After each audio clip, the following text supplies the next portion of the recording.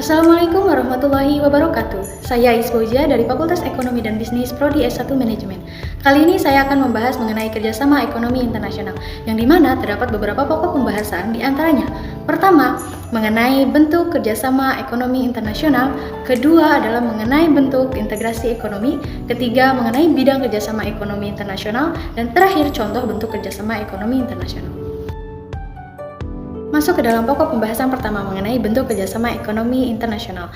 Terbagi dalam 4 macam, yaitu pertama adalah kerjasama bilateral. Kerjasama yang bersifat bilateral adalah kerjasama antara dua negara, misalnya dalam bidang perdagangan antara Indonesia dan Jepang. Kerjasama ini meliputi perdagangan, investasi, dan teknologi. Di Indonesia dan Amerika, kerjasama ini meliputi pelatihan militer, pengadaan alutsista, dan kerjasama keamanan. Sedangkan Indonesia dan Australia, kerjasama ini meliputi pertukaran pelajar, penelitian, dan pengembangan kurikulum. Kedua ada kerjasama multilateral, merupakan bentuk kerjasama ekonomi antara beberapa negara, di mana yang tergabung dalam kerjasama itu saling membantu di bidang ekonomi. Bentuk kerjasama ini tidak dibatasi atas wilayah tertentu. Jadi, negara yang di luar kawasan pun dapat bergabung dalam bentuk kerjasama multilateral ini. Dengan kata lain, bentuk kerjasama ekonomi ini tidak terikat oleh wilayah yang ada. Ketiga ada kerjasama regional. Kerjasama regional merupakan bentuk kerjasama ekonomi dari beberapa negara, kawasan atau daerah tertentu yang bertujuan menjamin kepentingan ekonomi negara satu kawasan, tentunya beberapa negara yang berada di kawasan atau wilayah tertentu. Ini memiliki tujuan yang sama dalam bidang ekonomi sehingga mereka saling membantu antar negara. Keempat ada kerjasama internasional. Kerjasama internasional merupakan bentuk kerjasama ekonomi yang mencakup banyak negara dan bernaung di bawah satuan bendera PBB, Perserikatan Bangsa-Bangsa. Kerjasama ini bertujuan saling membantu dalam bidang ekonomi untuk meningkatkan kesejahteraan bersama. Pembahasan kedua mengenai bentuk integrasi ekonomi. Integrasi ekonomi dapat dilakukan sekurang-kurangnya oleh dua negara atau disebut integrasi ekonomi bilateral. Bila banyak negara melakukan integrasi, disebut integrasi ekonomi multilateral. Adapun beberapa bentuk integrasi ekonomi, diantaranya 1. Daerah perdagangan bebas atau free trade area. Daerah atau kawasan perdagangan bebas terjadi jika sekelompok negara sepakat untuk menghapuskan berbagai hambatan perdagangan seperti tarif dan kuota antara sesama negara anggota. Meskipun demikian, masing-masing negara tetap memiliki dan memberlakukan berbagai hambatan terhadap negara-negara yang bukan anggota kawasan tersebut. Kedua, ada perserikatan pabean atau custom unions. Pada perserikatan pabean, antara sesama negara anggota memberlakukan ketentuan perdagangan bebas dari tarif bea masuk, kuota yang seragam terhadap impor dari negara-negara bukan anggota. Ketiga, ada pasar bersama atau common market.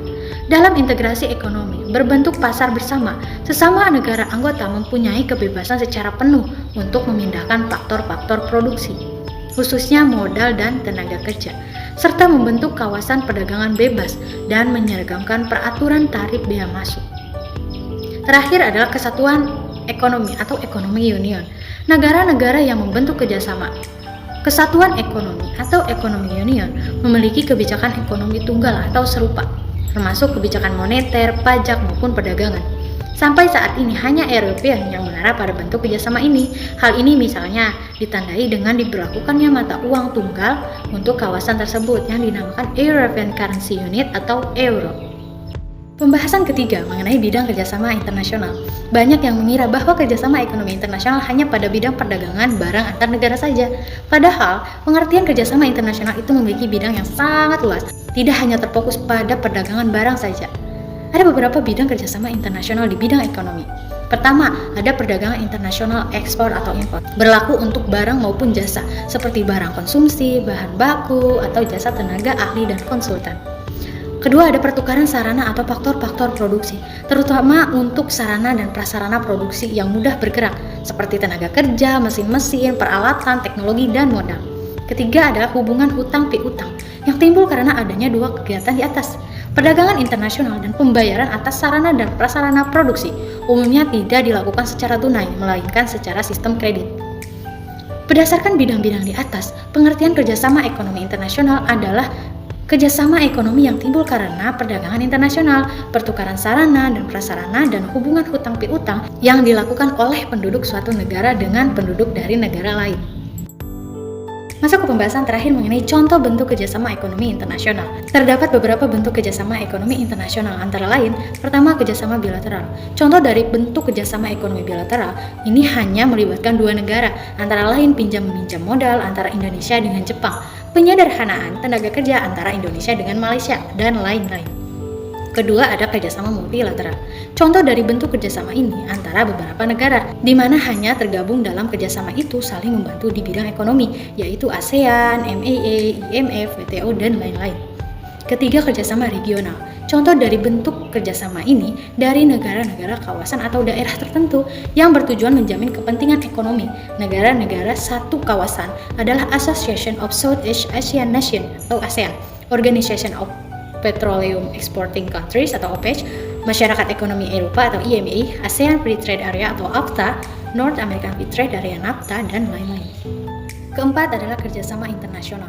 Contoh dari bentuk kerjasama ekonomi yang mencakup banyak negara dan bernaung di bawah satuan bendera PBB atau Perserikatan Bangsa-Bangsa, yakni International Monetary Fund atau IMF, World Trade Organization atau WTO, World Bank, United Nations Development Program atau UNDP, dan lain-lain.